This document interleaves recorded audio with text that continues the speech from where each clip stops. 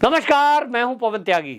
देश के अंदर जो आक्रमणकारी आए थे उनके द्वारा तोड़े गए मंदिरों के पुनर्निर्माण के एक अभियान सा चल रहा है। जनता के अंदर जागरूकता आई है और इसी कड़ी में हमने देखा कि जिस तरह से उत्तर प्रदेश की काशी में ज्ञानवापी मंदिर को लेकर के एक अभियान चला, महिलाओं ने केस डाला और उन्होंने कहा कि ये एक मंदिर है, इसमें अंदर पूजा श्रृंगार गौरी मंदिर के उस हिस्से में 1991 तक लगातार होती रही थी, जिसका फैसला बाकायदा ये कोर्ट ने दिया था और कोर्ट ने भी तब दिया था जब इस देश में अंग्रेजों का शासन था।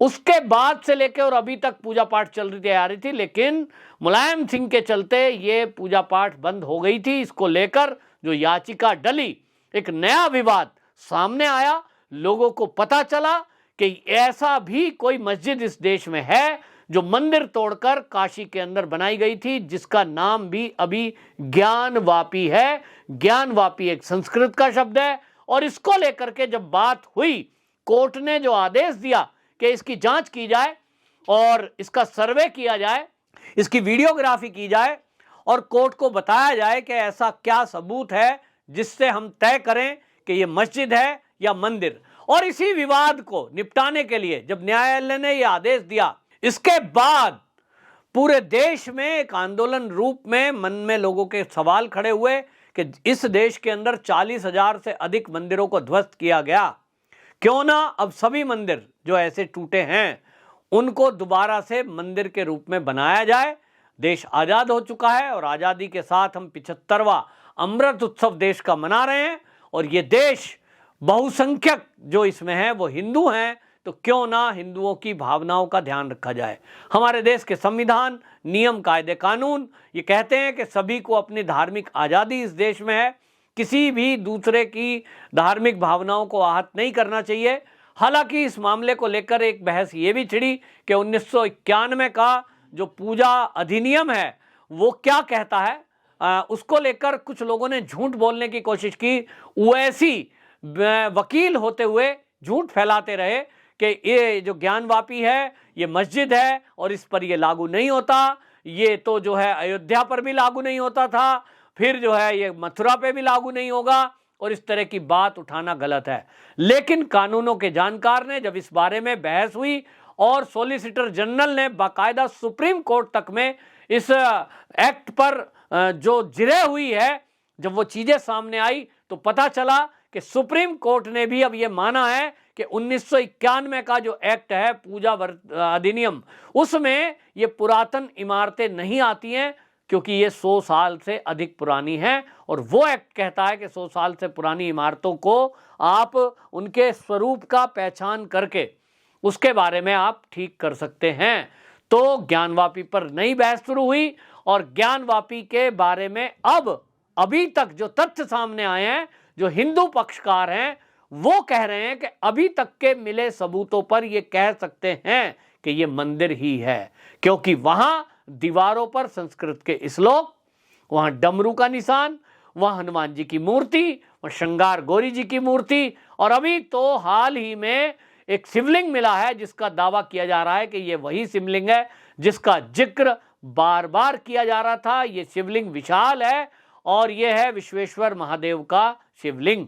अब हिंदू जो पंडित हैं, पुजारी हैं, जो धर्मशास्त्र के जानकार हैं, उन्होंने ये भी दावा किया कि क्योंकि जो काशी विश्वनाथ कॉरिडोर है वहाँ अगर आप देखेंगे नंदी का मुख जिस तरफ है तो वो मस्जिद है और सामने दीवार है, तो इस दीवार को भी तोड़ा जाए क्योंकि इस दीवार की आड़ में मंदिर का जो पूरा एक कंसेप्ट है उसको छुपाने की कोशिश की गई है और इससे लेकर जनता में काफ़ी आक्रोश भी था। लेकिन जैसा कहा गया कि हिंदू बहुत सहिष्णु है और हिंदू ने कोई प्रतिक्रिया इस पर उग्र प्रतिक्रिया नहीं दी, जबकि सबने देखा कि वो जो वजू खाना है उसके अंदर छुपाकर उस शिवलिंग को रखा गया, यानी शिवलिंग के चारों तरफ एक हौद बना दी गई और उसमें पानी भर दिया गया, उसमें छुपा कर रखा गया। बहुत सारे लोगों का कहना था कि यह अपमान है, लेकिन उस अपमान के घूंट को भी पी रहे हैं क्योंकि मामला न्यायालय में है और न्यायालय इसमें जो फैसला करेगा। फिर हमारी तो परंपरा रही है कि अगर कोई अपना धर्म छोड़कर चला गया तो उसको भी वापसी कराने में गंगा जल पिला दिया, गंगा जल से स्नान करा दिया। तो शुद्धि हो गई। कोई गलती कर दे, उस गलती को क्षमा करना हमेशा हम सुनते आए हैं, क्षमा बड़ों को चाहिए छोटों को उत्पात। तो हिंदू समाज ने अपना हृदय बड़ा दिखाया है और उनका कहना है, कई ऐसे पक्षकार हैं, यहाँ तक कि विश्व हिंदू परिषद के कई ऐसे अधिकारी सरेआम बोलते हैं कि इस मामले में न्यायपालिका जो करेगी हम उसका पालन करेंगे और देश में कोई माहौल खराब करे ये कम से कम हमारी तरफ से तो नहीं किया जाएगा। इस पर हम कोर्ट के निर्णय का पालन करेंगे और उसी का इंतजार करेंगे। अयोध्या का भी फैसले का इंतजार किया गया था, जबकि मामला काफी साल पुराना था।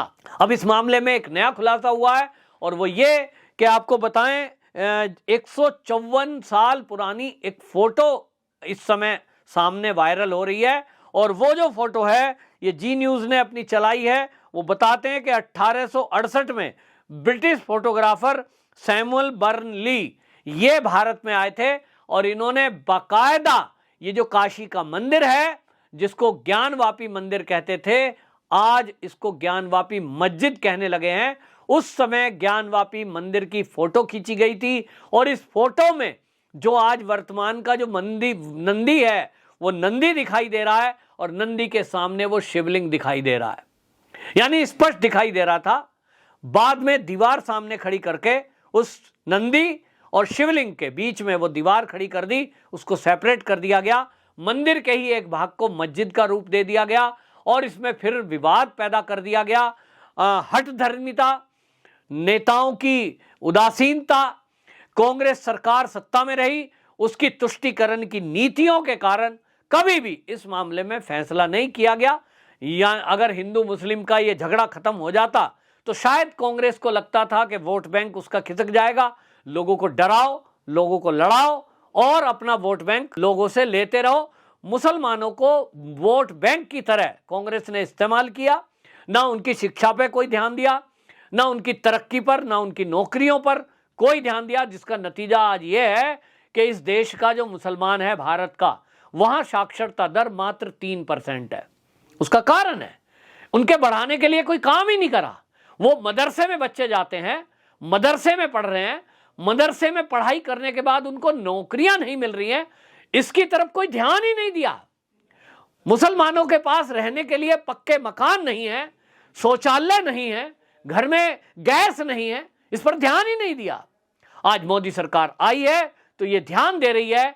आज फिर अब इस विपक्ष के पास बचा क्या है? कहते हैं साहब काशी का मामला यूं ही उठाया जा रहा है, ये तो कोई मुद्दा ही नहीं है, मंदिर मस्जिद तो कुछ बात ही नहीं है, ये तो मस्जिद ही है। ओवैसी जैसे नेता बोलते हैं कि हमने एक मस्जिद खोई है, बाबरी मस्जिद, अब ये ज्ञानवापी मस्जिद को हम जाने नहीं देंगे।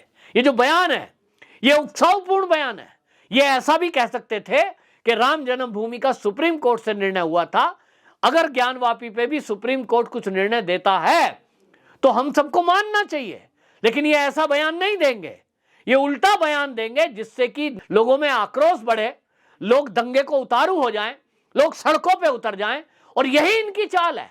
इनकी दाल रोटी तभी चलती है कि दो वर्ग आपस में लड़ते रहें, ये लोगों को डराते रहें, हिंदुओं को डराएं कि भाई तुम्हें मुसलमान मार देंगे, मुस्लिमों को डराएं कि तुमको हिंदू मार देगा। जबकि इस देश में, देश की आजादी के बाद से आज 75 साल हो गए, हम 75 वर्ष में हैं, दंगे जितने हुए हैं उसके पीछे मुट्ठी भर लोग रहे हैं।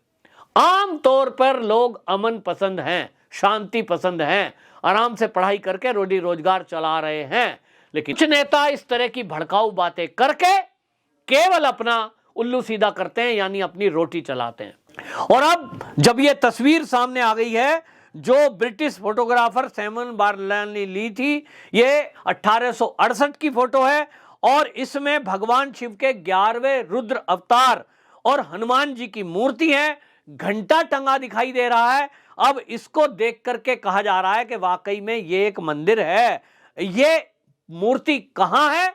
ये बता रहे हैं कि अमेरिका के ह्यूस्टन में the museum of fine arts, the museum of fine arts, यहां इस म्यूजियम में ये फोटो रखी है अभी भी सबूत के तौर पर, जिसको जी न्यूज ने चलाया और अभी ये ऑप इंडिया पर भी न्यूज है, आप देख सकते हैं।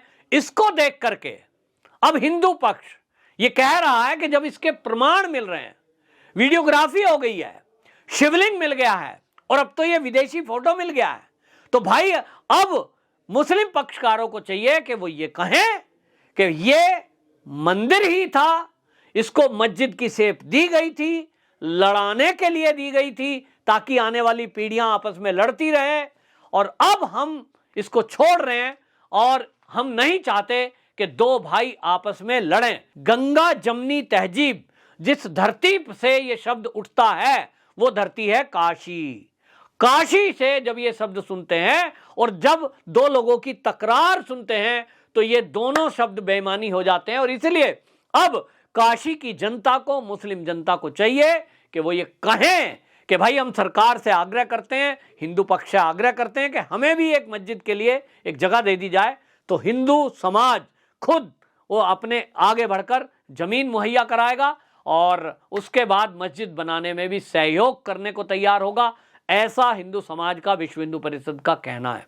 तो ये एक बड़ा खुलासा हुआ है और एक बड़े सबूत के तौर पर ये देखा जा रहा है कि जो ये ब्रिटिश फोटोग्राफर की फोटो है, ये कोर्ट इसको मानता है। कितना इसको मानता है ये अब आने वाले समय में पता लगेगा। जैसा कि सुप्रीम कोर्ट ने कह दिया है कि 8 हफ्ते के अंदर इस मामले का निपटारा हो, यानी अगले 2 महीने में हम देखेंगे कि इस मामले में निर्णय हो जाएगा कि ये मंदिर है या मस्जिद। और उसके बाद ये जो अभी तक लगभग 350 साल से चल रहा विवाद था वो थम जाएगा।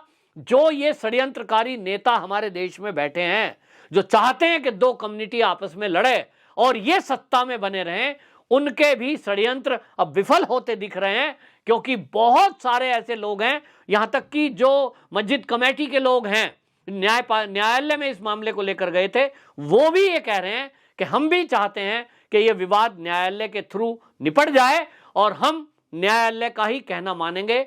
ऐसा उन लोगों का कहना है जो अभी तक ये इस कमेटी के लोग लड़ रहे थे।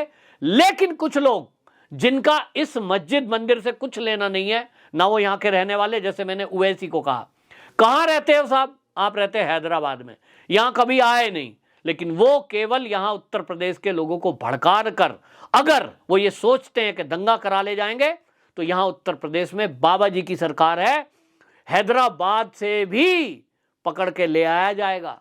क्योंकि उत्तर प्रदेश में अगर कोई दंगे की कोशिश करेगा तो उत्तर प्रदेश की पुलिस आजकल सीधा बुलडोजर से बात करती है। तो ओवैसी जी को मेरी सलाह है कि इस तरह का कोई काम ना करें जो कानून के उल्लंघन के दायरे में आए, लोगों को भड़काने की भावना भड़काने के दायरे में आए, वरना बाबा जी आपकी खैर खबर हैदराबाद में ही जाके लेंगे, वो लोगों का कहना है। वंदे मातरम।